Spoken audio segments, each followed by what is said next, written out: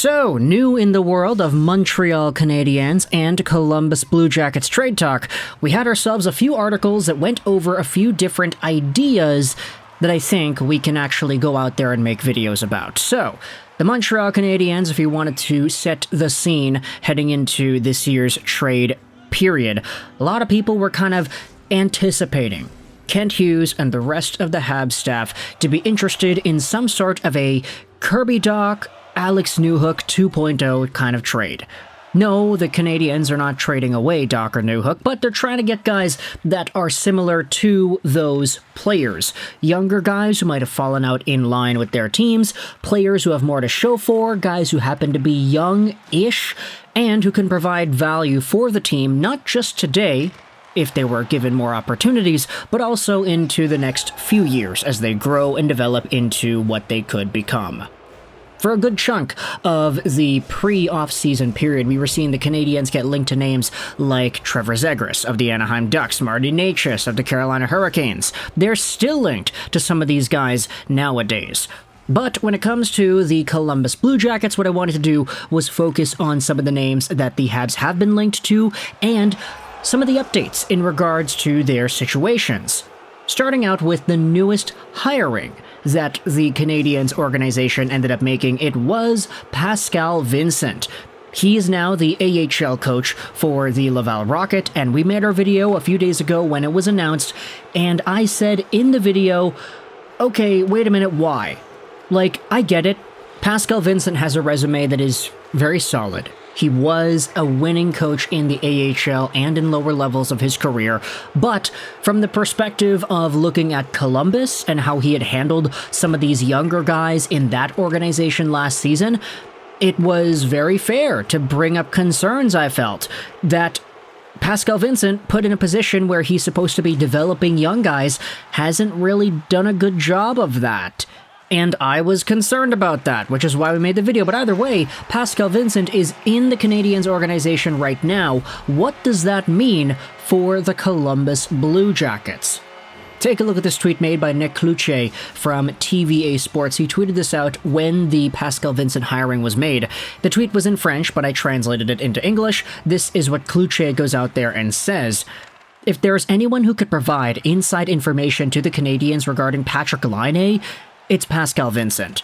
Before leading Laine in Columbus, Vincent worked for a long time in the Winnipeg Jets organization. So not only was Pascal Vincent there in Columbus, coaching Patrik Laine and seeing his departure from the team into the NHL's Players Assistance Program, he also was a part of the Winnipeg Jets in a lesser role.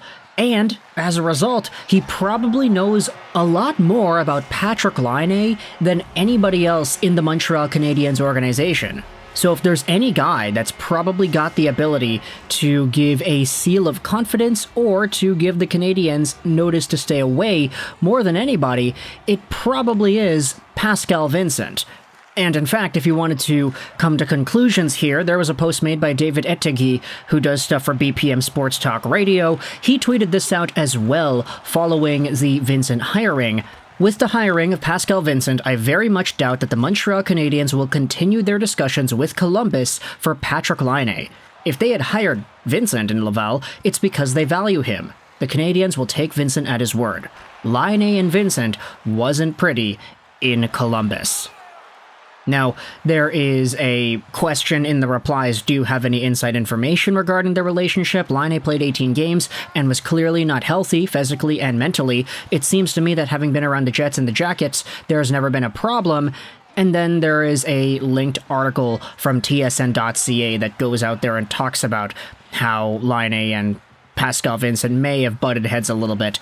The article that's linked, by the way, is titled this, Columbus Blue Jackets benching Patrik Laine, nobody is bigger than the team, stuff like that. So you can go out there and chalk it up to NHL Players Assistance Programming, him having to leave and everything, which made things a little bit difficult because they didn't really spend much time together.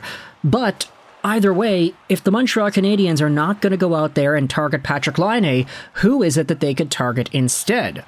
Well, let's go over onto an article published by Eric Duhatschek on July 12th, so about a week ago, talking about the next round of NHL expansion, Jacob Markstrom versus Linus Ullmark, and more. This is your Eric Duhatschek mailbag. And in this mailbag, it's linked behind a paywall, so I'm not going to screenshot from this article. Instead, we're going over onto a post made by Don Les Coulisses' Michael Petit, who went out there and cited one of the conversations from the Eric Duhatschek article. Kent Johnson is a better fit than Trevor Zegras and Marty Necas for the Habs.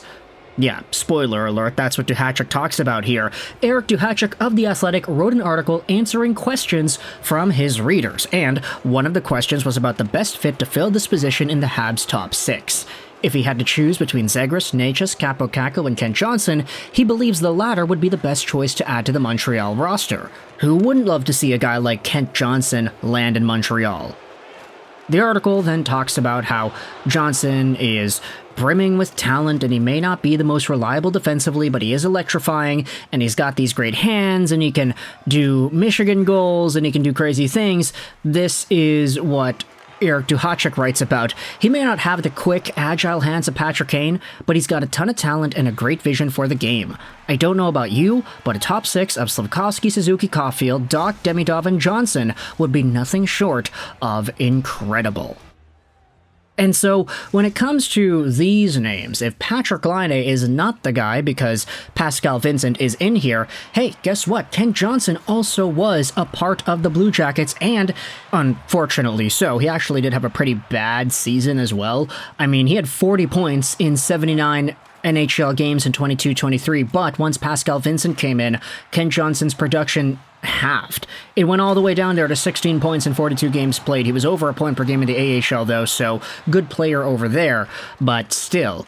If the Montreal Canadiens are going out there and thinking about a Kent Johnson trade, they want to get this guy, they're not trading for him to play him in Laval. He would be an NHL guy, and there isn't anything else to say about that. He is that good, and he is going to be that player. See, this is why I was so kind of hesitant about the entire Pascal Vincent situation. Hey, this guy was very adamant on not playing some of these younger players in the Columbus system, but now he's in Montreal and his task is going to be developing younger guys in Laval. So who knows what's going to happen there once the Canadiens get Vincent and once he's going full swing. But if they get a guy like Kent Johnson, as long as Vincent stays away and remains confined in the AHL, I have no doubt that a guy like Marty St. Louis is going to have a much better time coaching a Kent Johnson, giving him the room to navigate and do his thing and actually be an effective NHL player, especially if you're thinking about Johnson versus Laine.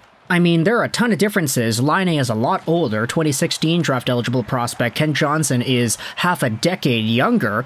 Also, the fact that Kent Johnson is a little bit more projectable into the future because you could say that he's going to grow more so into the skills that he has. You also can talk about contract amounts because Patrik Laine is a lot more expensive, and you can debate that Laine is seen somewhat as a negative asset, even though he did have a pretty good point-per-game number this previous season. So, for Patrik Laine versus Kent Johnson, I would not be surprised if Canadiens hockey strays away from the idea of Laine, but if it is Kent Johnson instead that they're going after, then I'm honestly pretty on board with that idea. Maybe I'm biased because I'm here in BC, and I was watching Kent Johnson tear up the Trail Smoke Eaters for years before he was even a University of Michigan guy and a 5th overall pick by Columbus. So I may have a bias because he was here in my backyard doing some crazy things and making some fantastic plays, scoring some great points as well. But either way, let me know your thoughts in the comment section below about the Montreal Canadiens and this Columbus Blue Jackets trade update. How Patrik Laine may not be in the cards, but how Kent Johnson could be into that instead. Let me know your thoughts in the comment section below. I hope you enjoyed this video. And bye.